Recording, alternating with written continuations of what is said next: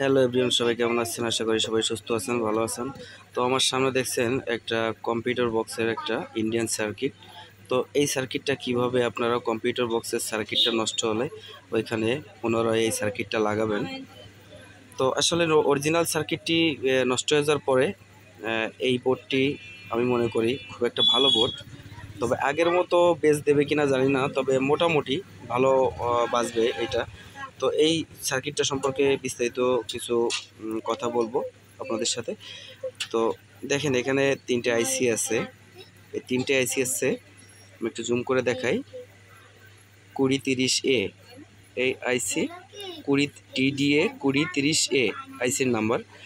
তো এই আইসি যদি সাধারণত নষ্ট হয়ে থাকে, তো নষ্ট হলে অ্যাম্পলিফায়ারে একটা হামিং তৈরি হয়, বো বো একটা শব্দ তৈরি হয়। ঠিক যদি আউটপুটে বো বো শব্দ তৈরি হয়, তো মনে করবেন এই আউটপুটের আইসিটা নষ্ট হয়ে গেছে।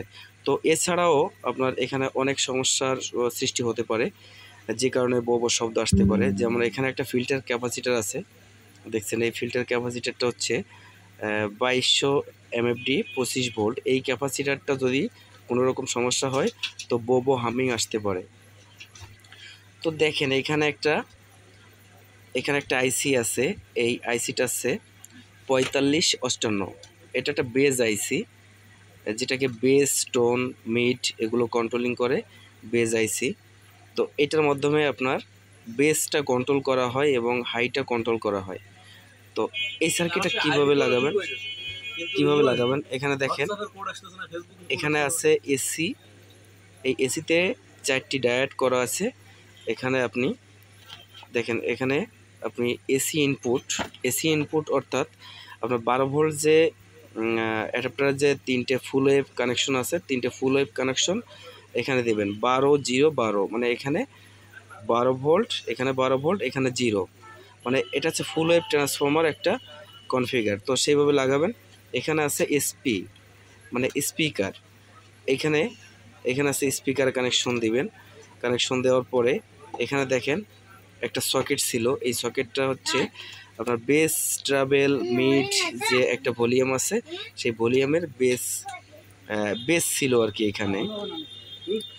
তো আর একটু ভালো করে দেখাচ্ছি, এখানে আরও কয়েকটা কম্পোনেন্ট আছে।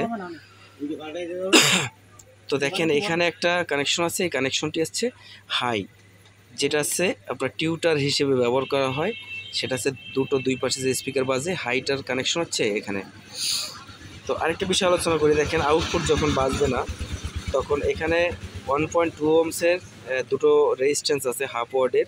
এই রেজিস্ট্যান্সটা দেখেন একটু পুরো কালো হয়ে গেছে।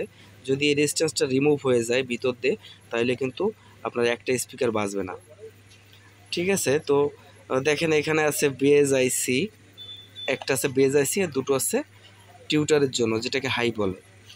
তো এটা হিট সিঙ্ক ব্যবহার করা হয়েছে তাপমাত্রা নিয়ন্ত্রণের জন্য। তো বন্ধুরা, আর কি বিষয় আপনাদের বোঝাবো। দেখেন, সিম্পল একটা ব্যাপার। এটা আপনারা খুব সহজেই বাজারে কম দামের ভিতরে কিনতে পারবেন এবং কম্পিউটার বক্সে আপনারা ইনস্টল করতে পারবেন। তো বন্ধুরা, যদি আমার ভিডিওটা ভালো লাগে, তো চ্যানেলটা সাবস্ক্রাইব করে পাশে থাকবেন। সবাইকে ধন্যবাদ, ভালো থাকবেন।